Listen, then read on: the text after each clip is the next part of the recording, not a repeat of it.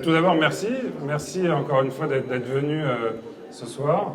La dernière fois, Archipel était tout jeune. Hein, on avait 1 an. Désormais, on en a bientôt 2. Donc l'équipe grossit. Alors il y a des nouvelles têtes que je voulais vous présenter ce soir.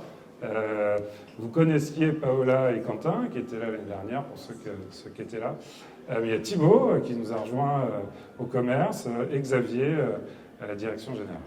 Et puis Steve, que vous avez aperçu, qui est notre marketeur, c'est grâce à lui qu'on est là, c'est lui qui a organisé tout ça. J'espère qu'il va se montrer. Juste, je voulais refaire un petit rapide tour d'horizon sur notre vision de l'identité et surtout de ces nouveaux modèles d'identité. Et donc très très vite, alors il y a une image que moi j'aime bien, qui est une ancienne image du Wall Street Journal, alors je ne sais même plus de quelle année elle date, mais je crois que c'est 90 ou quelque chose comme ça. Elle est toujours vraie aujourd'hui, en fait, cette image. Ce qui est intéressant, tout de même, c'est que j'ai l'impression qu'on va solutionner le problème. Enfin, en tout cas, Gartner nous le dit, donc il faut qu'on le fasse.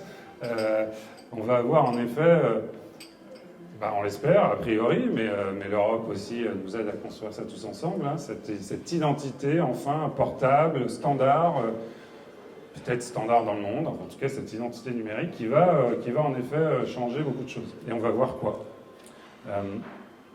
Alors ça vous le connaissez, mais c'était juste pour faire un rappel que on est passé du login, mot de passe au bouton de nos chères grandes plateformes du numérique. Et puis par contre on va passer au bouton connecter mon wallet. Et c'est bien ça qui va faire la grande différence. Nous on est très... Alors déjà, moi perso, je viens de la blockchain, hein, du Web3. J'ai d'abord été attiré par ces nouveaux standards de blockchain publique. Et on est vraiment inspiré par cette révolution qu'apportent les protocoles open source, les grands standards du Web3, les blockchains et ce nouvel esprit. Et donc, c'est comme ça qu'on imagine Archipel et c'est sur ces standards-là. Alors, en fait, le Web3, c'est quoi ? Alors oui, c'est les NFT, oui, c'est le métavers, mais pas que. C'est tout ça, les cryptos, les DAO. Mais c'est surtout aussi, du coup, ce nouveau modèle autour des données personnelles et de l'identité. En fait, le Web3, c'est plus un concept fort qui est, on redonne le contrôle aux utilisateurs, on redonne pleine possession des données aux internautes, et puis on construit des plateformes qui sont enfin ouvertes, portables, enfin on va pouvoir transporter ces données d'une plateforme à l'autre, et donc l'ouverture, la décentralisation, toute cette notion d'open source est très importante. Et le Web3, alors en effet, avec les tokens sur les grands protocoles publics, va même jusqu'à partager la valeur avec les utilisateurs qui sont vraiment participants dans le système. Donc, mais voilà, c'est ces grandes valeurs-là qu'on veut porter pour l'identité de demain et qui nous inspirent. Alors ça a inspiré, ça a fait apparaître hein, ce modèle que vous connaissez maintenant du Self-Sovereign Identity. Cependant, on peut se poser la question de c'est quoi vraiment, enfin qu'est-ce qu'on veut vraiment de ce nouveau modèle, de cette identité 3.0, de ce Self-Sovereign Identity. Alors, bien sûr, le contrôle total. Moi, demain, avec mon identité, je veux vraiment être certain de à qui je donne, donc contrôler la transaction que je fais avec mes données personnelles, mais même peut-être, on peut se dire, je veux savoir ce qui va être fait de mes données, même dans le futur. Est-ce qu'on a les moyens de faire ça? Est-ce qu'on sait tracer la réutilisation de ma donnée? Je veux pouvoir minimiser, mais vraiment strictement, ce que je vais divulguer. Ça, c'est un grand concept fort hein, qu'il ne faut pas oublier. Donc, il y a la divulgation sélective, le zero knowledge proof. Je veux pouvoir strictement minimiser ce que je transmets. Je veux peut-être même transmettre que des preuves et pas des données. Donc, il va falloir que l'écosystème, et notamment les fournisseurs de services, s'adaptent à ça. Et ce sera peut-être différenciant de ceux qui offriront ça, qui accepteront ça par rapport à d'autres pour rassurer les utilisateurs. Je veux en effet pouvoir apporter des preuves certaines de ce que je dis, parce que quand je transmets une donnée, les gens en face de moi sont en effet pas certains. Il n'y a aucune raison en effet qu'ils me fassent confiance, même si je présente bien ce soir. Mais voilà, il faut que je prouve ce que je dis. C'est un élément crucial. Et puis en fait finalement, tout ça ne marchera pas et n'existera pas sans un cadre juridique, un framework réglementaire. Et c'est là où l'Europe, avec IDAS 2, a priori, va nous aider à atteindre ce but. Parce qu'en effet, sans ce cadre juridique, aucun acteur n'acceptera de faire ce qui est au-dessus. C'est une rupture trop forte. Et donc, avec cet encadrement juridique, en tant qu'utilisateur, je vais être rassuré. Mais aussi, les éditeurs services vont être rassurés parce qu'ils auront le cadre, le framework qui leur permettra d'accepter mes attestations numériques. Et ça, dans le secteur bancaire notamment, avec la réglementation, ça va vraiment être crucial pour avoir une vraie identité autosouveraine qui fonctionne à l'échelle européenne. Alors les enjeux maintenant, enfin qu'est-ce qu'il faut il faut s'assurer de quoi une fois qu'on a dit tout ça? Déjà, il y a ce concept fort de confidentialité, parce que le risque de l'identité numérique, en effet, c'est d'être plutôt un outil de traçabilité. En fait, on veut tout le contraire, parce que je veux pas que l'État sache que je vais sur tel ou tel site, et néanmoins, je présente peut-être des credentials régaliens, ou je veux pas que EDF, qui m'a fourni une attestation d'adresse, sache que j'ai ouvert un compte en banque dans telle ou telle banque. Ça, c'est un concept fort. Il faut le Chinese Wall entre les éditeurs services et puis les gens qui ont fourni les credentials. Il faut s'assurer de cette non-traçabilité. Le second point, c'est l'interopérabilité. On en parle tous les jours. À chaque fois que je rencontre l'un d'entre vous, on parle de ça parce qu'on ne sait pas où ça va sur les standards technologiques. En fait, il y en aura plusieurs. Déjà, il y aura plusieurs technos et puis surtout, il y aura plein d'écosystèmes. Il y aura probablement même des milliers d'écosystèmes SSI dans le monde. Il va falloir que tout ça se parle. La confiance, bien entendu, les utilisateurs vont devoir faire confiance dans le système. Comment on va pouvoir véhiculer cette confiance? Comment on va pouvoir rassurer alors que, en effet, c'est l'utilisateur final qui va décider d'utiliser ou pas le système. En quelle mesure il fait confiance dans ce système, dans les acteurs qui le portent. Donc c'est à la fois la confiance dans les acteurs, mais c'est aussi les mécanismes de confiance qu'on prône, qui par design vont aider également. Et puis le dernier point, mais c'était un des points, une des questions de ce matin sur la première table ronde de l'identité, c'est quoi le business model? Comment on fait pour que ce soit pas seulement du service public, mais un écosystème qui nous fait tous vivre et qui permet de développer nos sociétés. Et donc le partage de revenus est important. On va essayer de passer certains de ces points et de rentrer dans le détail, mais comment on va faire la confidentialité? Bon, mais vous le savez, mais c'est pour aller très vite. Nous, on prône vraiment la décentralisation. En effet, s'il n'y a pas d'organe central qui voit passer toutes les transactions, c'est quand même mieux. Si on coupe le lien entre le vérificateur et l'émetteur par un registre intermédiaire et qu'on donne aucune possibilité au vérificateur d'aller transmettre de l'information à l'émetteur, on va en effet couper tout risque de traçabilité. Et puis surtout, il faut vraiment pousser, ça va peut-être être le plus dur, la divulgation sélective des attributs et le zero knowledge proof, enfin, la transmission de preuves uniquement et non pas d'informations. Voilà, mais en tout cas, tous ces outils vont permettre d'assurer ce premier point fort, ce premier enjeu. Il va falloir vraiment se concentrer dessus.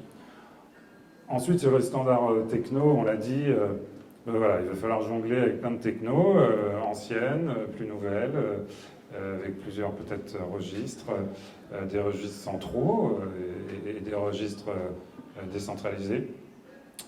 Nous, on croit dans ce modèle hybride, en fait, où il va falloir que l'interopérabilité entre des technos matures ISO et puis des technos qui arrivent tout juste à maturité, notamment avec les standards W3C, qui quand même fait un gros travail sur la normalisation. Alors l'écosystème Hyperledger, qui est quand même déjà très utilisé dans certains pays ou par certains acteurs, lui souffre d'un manque de standardisation réel, mais néanmoins apporte plein de solutions sur ces sujets de confidentialité notamment.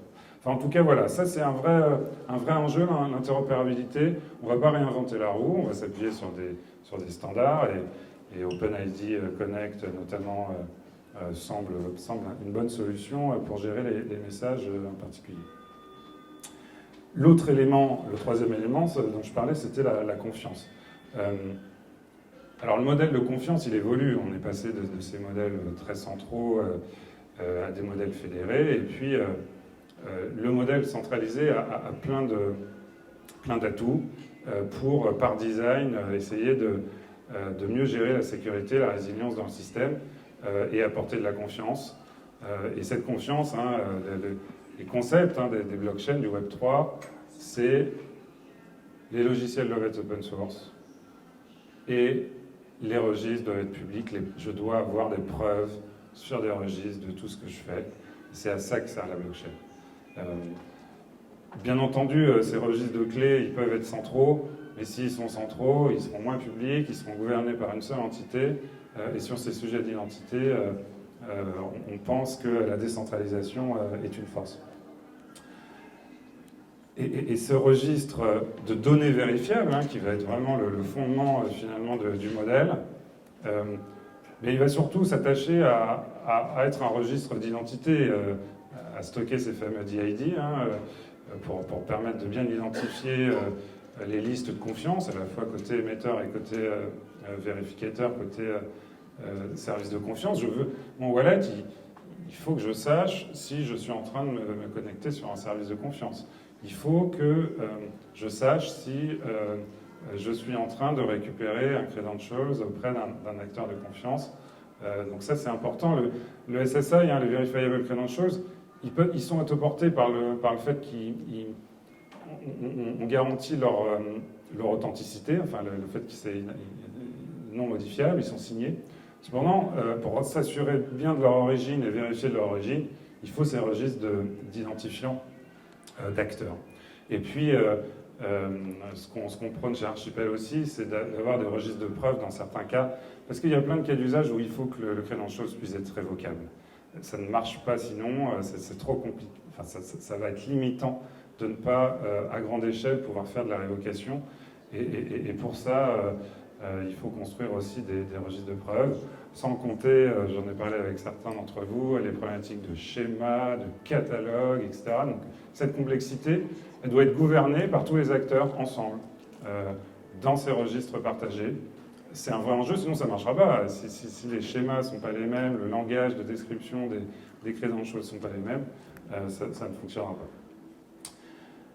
C'est mon dernier slide, et après je vous laisse retourner voir, mais du coup, nous, ce qu'on veut prôner, je crois que je l'avais déjà dit l'année dernière, pardon, c'est vraiment de construire cet écosystème avec vous. Alors, on est très heureux de participer à des consortiums pour répondre aux appels d'offres européens avec les grands industriels ici présents. Il faut créer cet écosystème vertueux, et il faut co-construire ces standards d'interopérabilité. Alors, pas réinventer la roue, et en effet, encore une fois, utiliser les briques techno-existantes, utiliser les fournisseurs d'identité existants. Et puis surtout, il faut que nos clients, les fournisseurs de services, il y a une banque ici présente, testent le plus vite possible. Le changement, enfin, ces nouveaux modèles, avec le wallet, le SSI, le changement de paradigme, il est énorme en fait. C'est pas une histoire de technologie, d'intégrer dans un SI. Ça change totalement la manière de faire son métier de banque, de faire son onboarding. C'est tellement profond en fait pour chacune des industries que ça va pas être facile en fait. Ça va prendre du temps. Il faut démarrer tout de suite parce que l'Europe pousse. Le wallet européen il arrive, il y a des pilotes en 2023 et 2024-2025 les États vont être obligés par règlement de sortir leur wallet et les plateformes vont être obligées de l'accepter. Donc en fait, c'est déjà un peu tard. Donc nous, ce qu'on dit, c'est commencez tout de suite, voyez l'impact dans vos processus métiers, commencez à vous dire, OK, comment j'accepte de stocker des preuves et pas des données sur mes utilisateurs dans certains cas. Comment j'accepte que pour délivrer un paiement différé ou un crédit conso, je ne recueille qu'une preuve de solvabilité d'une autre banque ou une preuve de niveau de revenu et pas beaucoup plus que ça, sans document, etc. Donc c'est vraiment, ça impacte la conformité, ça impacte le SI bien sûr, ça impacte tous les processus métiers. C'était le dernier slide, c'est pas grave. Donc ça c'est important. Donc nous on a une équipe qui maîtrise ces technologies, on est là pour vous accompagner. On le fait déjà avec certains d'entre vous. Et on ne le fera pas seul. L'idée c'est d'emmener certains de nos partenaires à chaque fois, d'être emmenés par certains d'entre vous sur ces sujets, et ensemble de construire ça. L'année dernière on avait les concepts, on était tous emballés par ça. Ça se réalise maintenant. Donc il faut y aller, il faut construire, il faut tester, il faut voir ce que ça donne, il faut se tromper peut-être, mais il ne faut pas ne pas le faire parce que ça va vraiment être une révolution qui nous enthousiasme tous. Et on veut le faire bien, on veut le faire avec les valeurs qu'on a montrées. Donc voilà, on sera très heureux de le faire avec certains d'entre vous. Je sais que certains dans la salle ici ont envie de le faire. Donc on est très heureux que vous soyez là déjà, que vous soyez fidèles à ce rendez-vous. C'est juste le deuxième, mais il y en aura peut-être d'autres, on l'espère en tout cas. Archipel est encore jeune et tout neuf, et donc on reviendra chaque année. Et puis encore merci, et puis au plaisir de rediscuter avec vous les uns et les autres.